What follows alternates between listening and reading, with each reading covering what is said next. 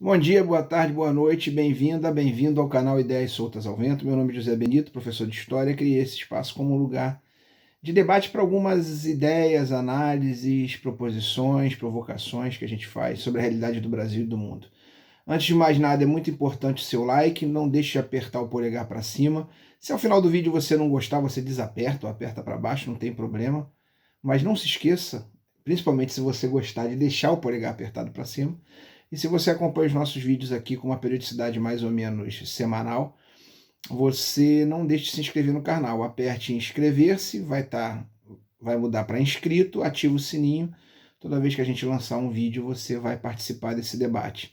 Mais importante para mim, sempre digo, é a sua opinião. Então, como um lugar de debate, ao final do vídeo, se você discordar, concordar, quiser fazer alguma crítica, um adendo, sugestão, faça nos comentários. Essa é, com certeza, a principal função desse espaço.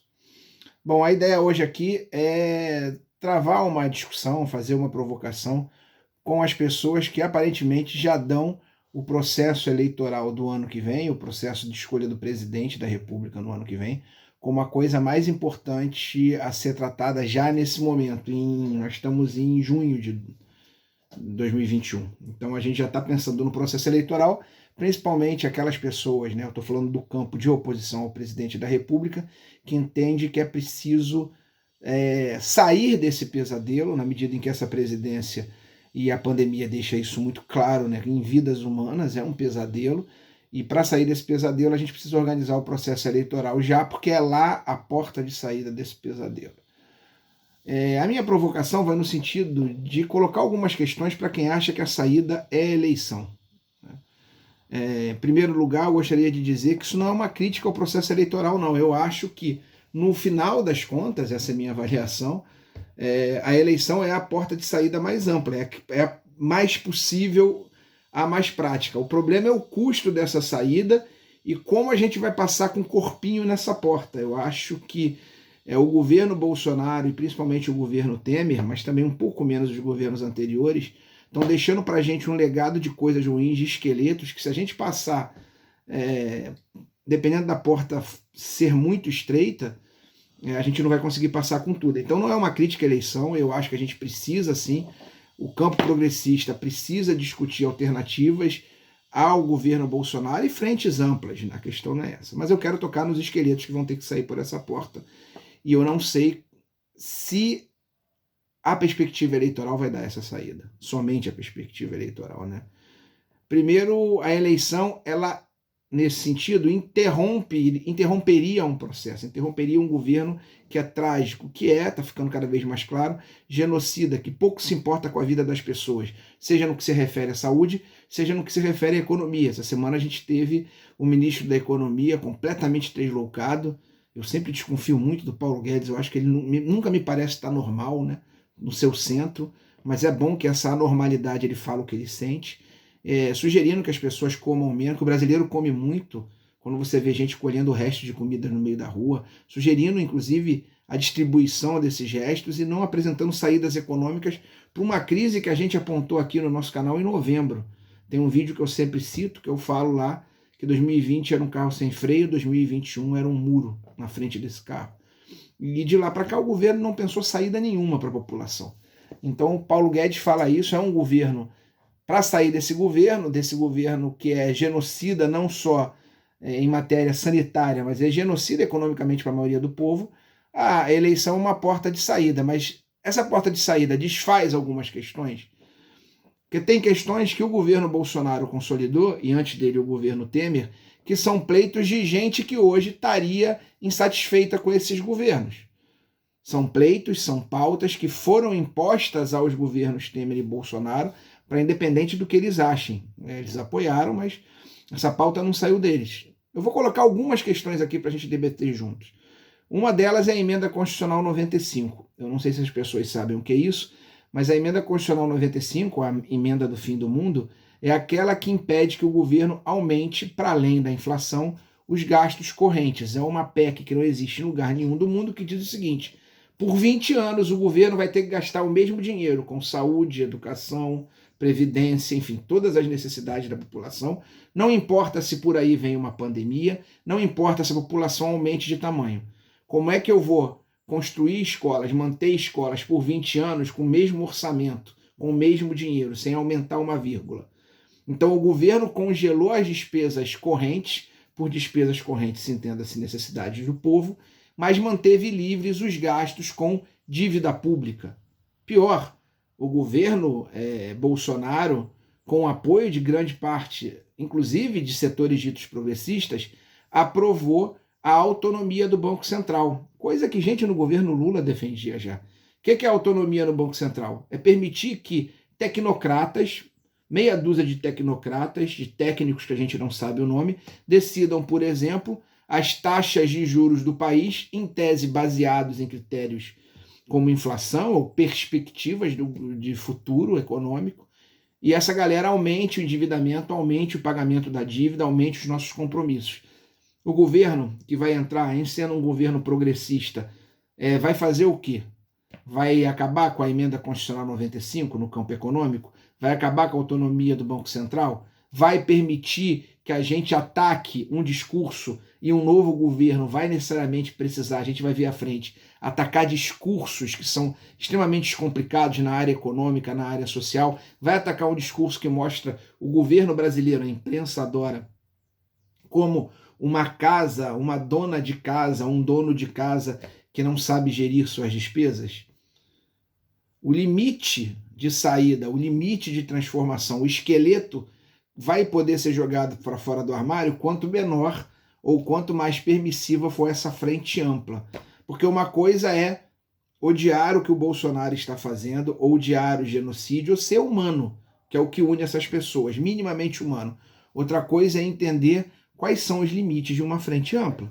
Economicamente, a gente vai poder ir contra essa pauta ultraliberal que nenhum país do mundo aplicou, mas que muito agrada os grandes bancos, que são cada vez mais claro os grandes senhores desse país, na medida em que eles sim tiveram apoio, 1 trilhão e 200 bilhões de reais já em março de 2020 para enfrentar a pandemia, você não vê nenhum banco reclamando, enquanto a população amíngua brigando por um auxílio emergencial. Então a gente vai conseguir mudar essa pauta econômica? A seguinte questão, a gente vai conseguir mexer e atacar um discurso que apresenta o Estado, mais uma vez, um discurso liberal, disseminado pela grande imprensa, que o Estado é mau? O governo Bolsonaro está para tocar uma reforma administrativa que, se acontecer, destrói os serviços públicos. Eu tenho vários vídeos aqui falando sobre isso, mostrando artigo com artigo. Como o Estado brasileiro ele vai ficar raquítico, como aquilo que a população precisa vai ter a gestão privatizada, normalmente para um grupo de amigos. Vejam os vídeos que eu falo da reforma administrativa, tem vários aqui.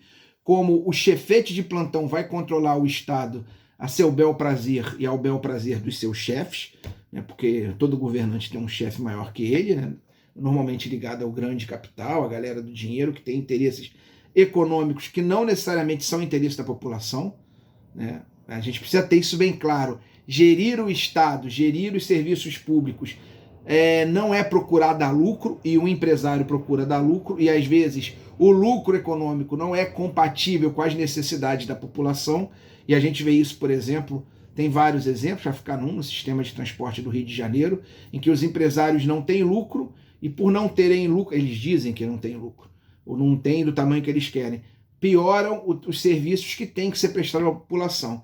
A gente vai conseguir desfazer essa reforma administrativa se ela passar? Se ela passar, vai ser a maior transformação na história do serviço público. E não tem nada a ver com salário de servidor, não, né? Tem a ver de modelo de gestão. Vai ser um recuo à República Velha. A gente vai conseguir mudar isso? Repito, permitam-me ser insistente. Vejam os vídeos que eu gravei aqui sobre reforma administrativa, para vocês se assustarem. Dependendo da frente ampla, qual é a possibilidade de um governo progressista de mudar isso? Na veia, de matar isso? Interessante que os próprios setores progressistas que constroem a frente ampla têm dito isso, querem matar de imediato a reforma administrativa para ela não passar. Porque em ela passando, constitucionalizando o caos, colocando na Constituição, vai ser difícil de desmontar. Vai ter perna para isso? Vai ter força para isso? Nesse bolo também está aí a questão das privatizações. Estamos para privatizar o sistema de produção energética no país. A gente vai poder mudar isso? Essa frente ampla, todo mundo concorda com isso? Porque isso está vindo. E os direitos retirados dos trabalhadores e das trabalhadoras? A reforma feita ainda no Temer, trabalhista, que não melhorou, falaram que ia gerar milhões de empregos. Hoje nós temos um desemprego recorde e quem tem emprego costuma ter emprego precário, sem direito nenhum. Um governo dito progressista que precisa atacar isso, atacar a fome, atacar a exploração dos trabalhadores, vai conseguir mudar isso? Já que essa é uma pauta que interessa ao grande capital, já que essa é uma pauta disseminada na grande imprensa? Veja, a grande imprensa brasileira ataca o Bolsonaro na gestão sanitária, mas não ataca na gestão econômica. Os programas vespertinos ou mesmo matinais de conhecidas apresentadoras não questionam o preço do gás, a inflação de uma economia descontrolada, de uma economia no laissez-faire, no deixar fazer dos empresários absoluto. Ela cria lógica. Está desempregado? Vira empreendedor. Vende as coisas da sua casa, come inseto. Gaste menos gás, te ensino a gastar menos gás. As pautas são essas, eu não estou inventando. A gente vai enfrentar? E por fim, né? Toda essa pauta ela está revestida de um discurso conservador liberal que infelizmente é majoritário na população.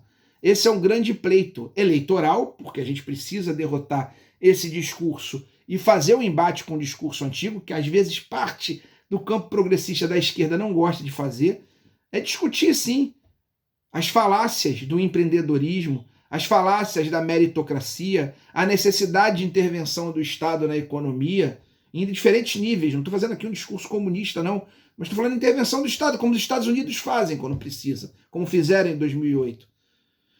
E a gente tem gente que prega um discurso excludente, ultraliberal, e isso está presente na imprensa brasileira. A relação dessa frente ampla com a imprensa, que dissemina discursos para o povo, contrários aos interesses do povo, e tem feito efeito, porque a gente vê gente, às vezes, muito pobre, miserável, com um discurso elitista, com um discurso raivoso, com um discurso excludente, que é, sim, esse discurso liberal da meritocracia, de cada um cuida de si.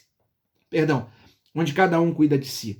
A gente vai combater esse discurso? Quais vão ser as relações desse governo com os meios de comunicação? Qual vai ser a relação desse governo com a educação militar desse país? Afinal, os militares, o governo Bolsonaro deixou isso às claras, pelo menos setores importantes dos militares, se acham os salvadores da pátria, ou colocam os seus interesses acima dos interesses da nação. A educação nas escolas militares vai continuar sendo uma educação conservadora e de direita? E as igrejas evangélicas, que produzem um pensamento também meritocrático, excludente, preconceituoso religiosamente? Qual vai ser a relação? Esse debate esse governo vai fazer? A gente pode começar esse debate, todos esses debates só lá na frente?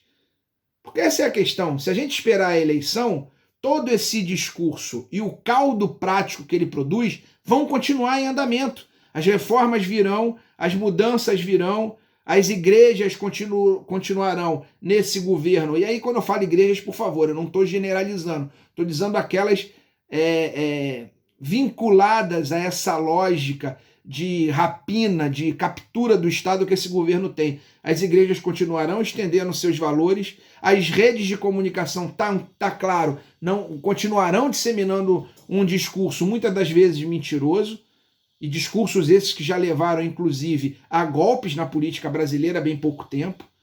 Então eu acho que tudo bem, a gente precisa concordar, construir uma frente para nos livrar do mal maior. Mas esse mal maior é referendado por um discurso que continua sendo produzido e vai continuar sendo produzido se a gente não meter o dedo na ferida. E pior, a cada dia que esse governo continua, não é só esse discurso que se consolida, são as práticas decorrentes desse discurso que se consolidam. A gente precisa pensar, sim, numa saída eleitoral, mas a gente não pode deixar de pensar que quanto antes Bolsonaro saia, melhor será a vida da população. Crimes para o impeachment já há de sobra. A sociedade precisa cobrar que essas coisas andem. A gente, como sociedade, independente da Frente Ampla, que a Frente Ampla continue discutindo, precisa participar do processo, precisa enfrentar o discurso, precisa cobrar as pessoas da desumanidade que virou, mais que prática, mentalidade entre o nosso povo. A gente precisa fazer isso como sociedade. Seja pressionando nas ruas com todo cuidado, seja exigindo dos nossos políticos, seja cobrando para aqueles políticos que acreditam na porta da saída da Frente Ampla com uma grande panaceia nacional, de que ela é uma saída. Mas se ela não der conta de todos os esqueletos que estão no armário, a gente vai estar num looping eterno. Está arriscado daqui a 2, 3 anos, a gente tem um outro Bolsonaro, um pouco mais perfumado, um pouco melhor, mas ao mesmo tempo, ou sem pandemia que seja, mas do mesmo jeito nocivo e assassino para a população. A gente precisa meter o dedo nas feridas que a gente não mete quando a gente acha que a questão se resolve com uma eleição. Eleição não resolve o problema. Eleição pode ser uma porta de saída. Agora, o que a gente vai querer passar por essa porta é um debate que já passou do tempo. E se a gente vai aceitar só a eleição como única porta de saída, sabendo que daqui a 1 ano e meio pode restar muito pouco o que salvar, pode restar muito pouco o que resgatar. São debates que a gente precisa fazer para além da nossa fé em eleição, em qualquer nome que seja.